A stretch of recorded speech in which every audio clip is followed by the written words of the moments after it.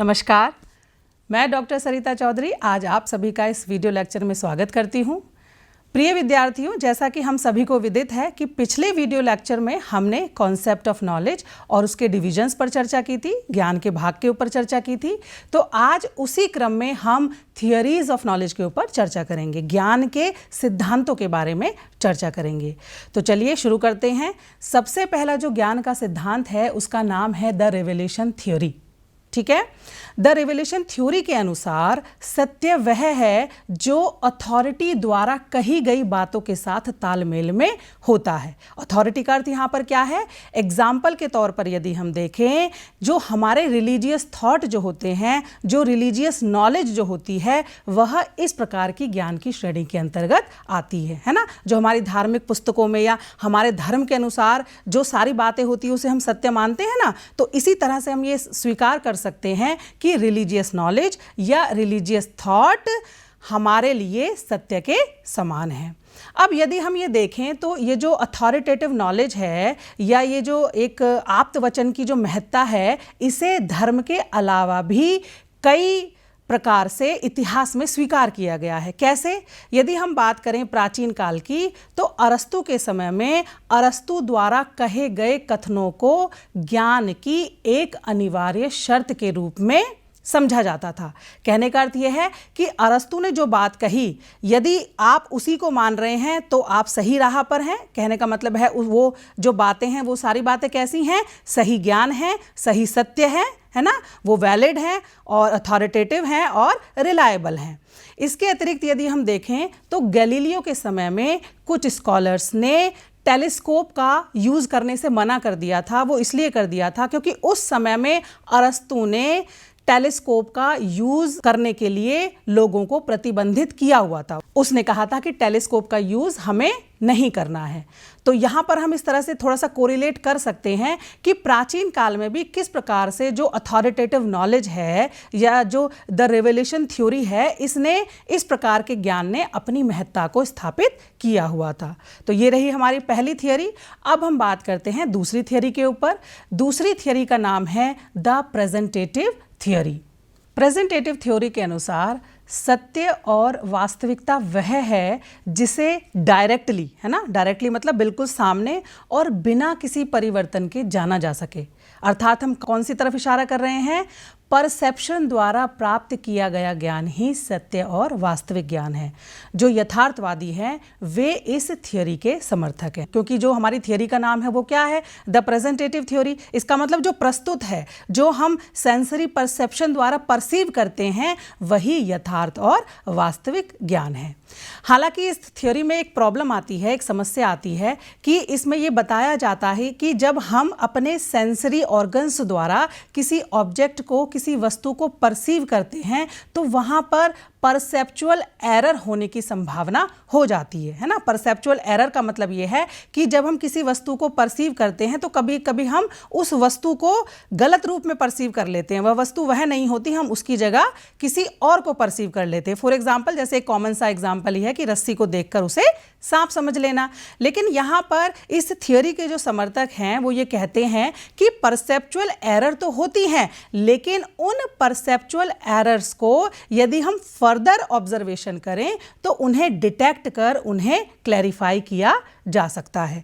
तो कहने का अर्थ यह है कि द प्रेजेंटेटिव थ्योरी ये कहती है कि जब हम किसी वस्तु को परसीव करते हैं तो परसेप्शन द्वारा उस वस्तु के रूप, गंध, उसकी कैरेक्टरिस्टिक्स को जानना ही अपने आप में सत्य और वास्तविक ज्ञान है। जब हम किसी वस्तु को देखते हैं, सेंसरी परसेप्शन द्वारा परसीव करते हैं, तो जो कैरेक्टरिस्टिक्स हम जानते हैं वह उस वस्तु की ट्रू और ऑब्जेक्टिव कैरेक्टरिस्टिक्स होती हैं। ठीक है, तो ये थी हमारी द प्रेजेंटेटिव थ्योरी।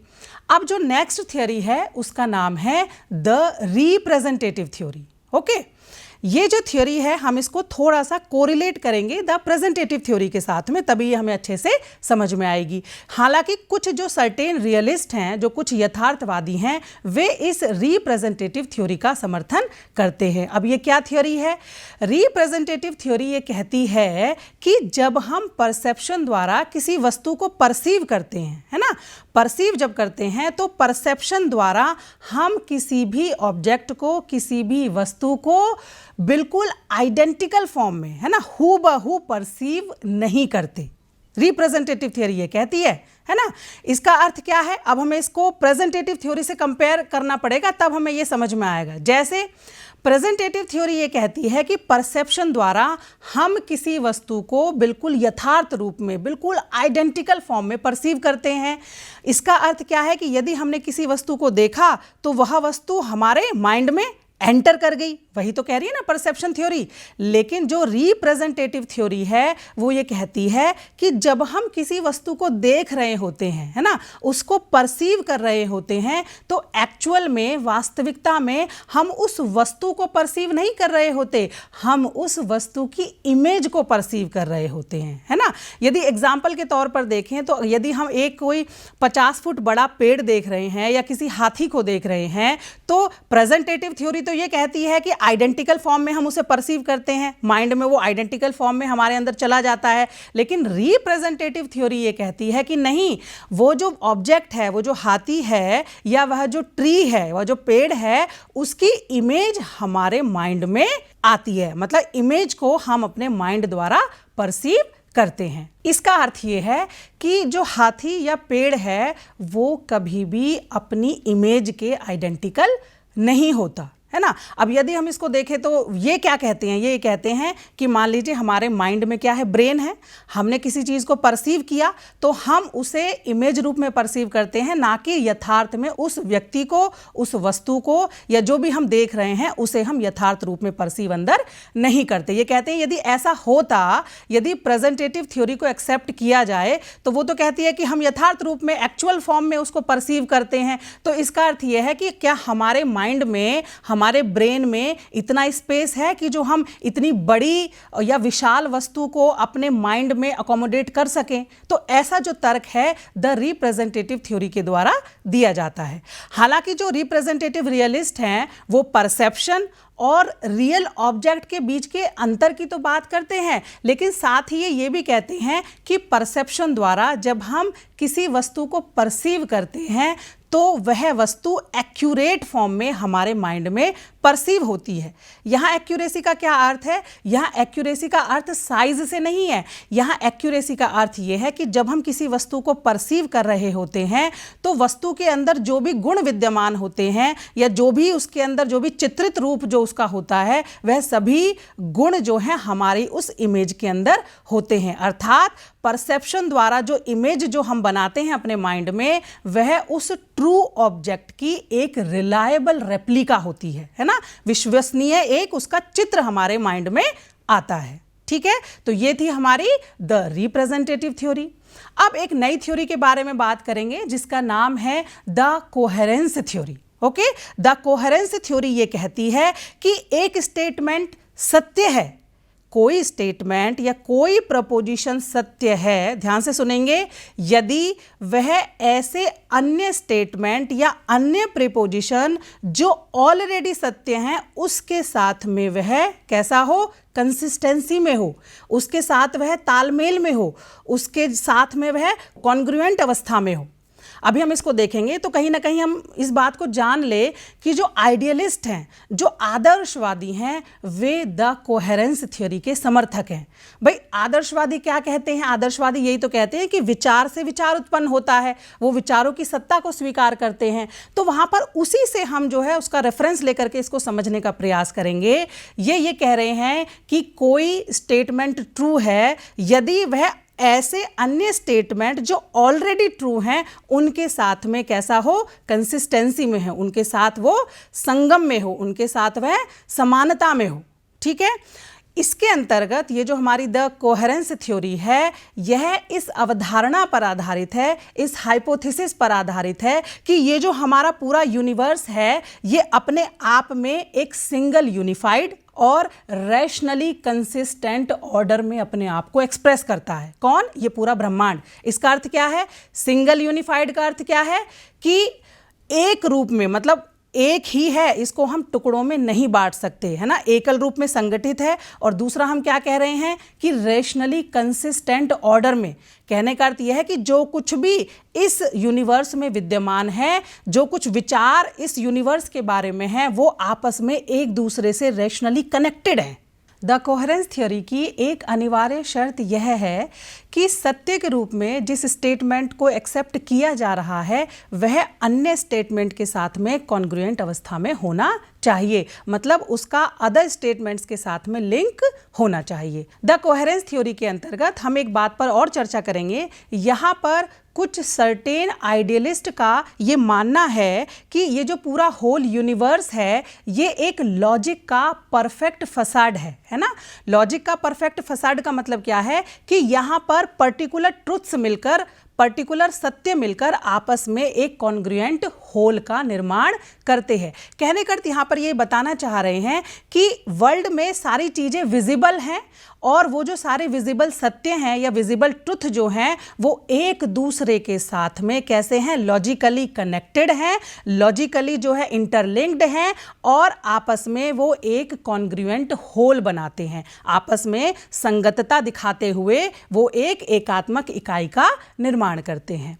अब हम बात करेंगे नई थ्योरी के बारे में जिसका नाम है द प्रैग्मैटिक थ्योरी। जैसा कि हम नाम से ही जानते हैं इसको, द प्रैग्मैटिक थ्योरी को जो हमारे प्रयोजनवादी हैं, जब हम फिलॉसफी पढ़ते हैं तो जितने भी हमारे प्रयोजनवादी हैं वे इस थ्योरी का समर्थन करते हैं। ये थ्योरी क्या कहती है? ये थ्योरी ये कहती है कि सत्य वह है जो हमारे लिए व्यवहारिक रूप से उपयोगी है ना। कहने का अर्थ ये है कि यदि कोई स्टेटमेंट, कोई आइडिया ज्ञान के संगठन में दोनों तरह से उपयोगी होना चाहिए, है ना। केवल प्रैक्टिकल अफेयर्स का मतलब ये नहीं है कि व्यवहारिक रूप से उपयोगी है, ज्ञान के संगठन में और साथ में लाइफ के प्रैक्टिकल अफेयर्स में यदि वो उपयोगी है ना, तो वह आइडिया जो है वह सत्य के रूप में हमारे लिए प्रभावी सिद्ध हो सकता है। प्रयोजनवादियों का यह मानना है कि जो ज्ञान है या नॉलेज है उसका कार्य थॉट और एक्शंस को, है ना, विचारों को और क्रियाओं को दिशा निर्देशित करना है ना। तो इसलिए हम ये समझ सकते हैं कि प्रैग्मैटिक थ्योरिस्ट के अनुसार जो ज्ञान, जो सत्य हमारे लिए व्यवहारिक रूप से उपयोगी है, हमारे लिए प्रैक्टिकल रूप से उपयोगी है, वही सत्य है। उसके अलावा हमारे लिए वह ज्ञान या वह सत्य किसी भी काम का नहीं है। अब हम अगली थ्योरी की बात करेंगे जिसका नाम है द इंट्यूशन थ्योरी, है ना। इंट्यूशन से हम समझ पा रहे होंगे कि ये जो है एक रिलायबल और ऑथेंटिक थ्योरी के रूप में नहीं जानी जाती है। क्यों नहीं जानी जाती है? क्योंकि द इंट्यूशन थ्योरी के जो व्यूज़ हैं वो वेरी करते हैं और कुछ अलग जो थ्योरीज़ है, जो कुछ अदर्स थ्योरीज़ है उसके साथ कुछ मैच भी करते हैं। कैसे? यदि एक तरफ देखें तो इंट्यूशन थ्योरी जो है वो एक इमीडिएट और मिस्टीरियस सोर्स ऑफ नॉलेज को इंगित करती है ना, जिसे हम ऑथेंटिफाई या जिसे हम प्रूव या वेरीफाई नहीं कर सकते। यदि उदाहरण के तौर पर देखें जो एकदम से हमें समझ में आता है, जैसे कोई कहता है कि मुझे ऐसा लग रहा है कि ऐसा होने वाला है, ये क्या है? हम इसको वेरीफाई नहीं कर सकते, हमें पता नहीं, क्योंकि प्रत्येक व्यक्ति के अंदर जो इंट्यूशन है वो अलग अलग तरीके से उत्पन्न हो रहा है। और दूसरी तरफ यह ऐसे सेल्फ एविडेंट ट्रुथ या एक्सियोम की बात करते हैं जो अपने आप में स्वयं सिद्ध हैं, है ना, जो कि एक इमीडिएट अवेयरनेस से उत्पन्न होते हैं। जैसा कि आइडियलिस्टिक थ्योरी के अनुसार कहते हैं ना कि जो विचार है वो कई बार इन्नेट होते हैं, अपने आप एराइज होते हैं। तो कई बार ये जो थ्योरी है ये मिस्टीरियस सोर्स ऑफ नॉलेज को क्रिएट करती है और कई बार ये थ्योरी जो है ये बताती है कि जो सेल्फ एविडेंट थ्योरी है जो कि व्यक्ति के द्वारा इमीडिएट अवेयरनेस द्वारा उत्पन्न होते हैं उसको भी ये स्वीकार करती है। तो इस थ्योरी के जो व्यूज हैं वो थोड़ा सा वैरी करते हैं और इसीलिए इस थ्योरी के व्यूज अदर थ्योरीज के साथ कुछ कहीं ना कहीं इंटरलिंक्ड भी होते हैं।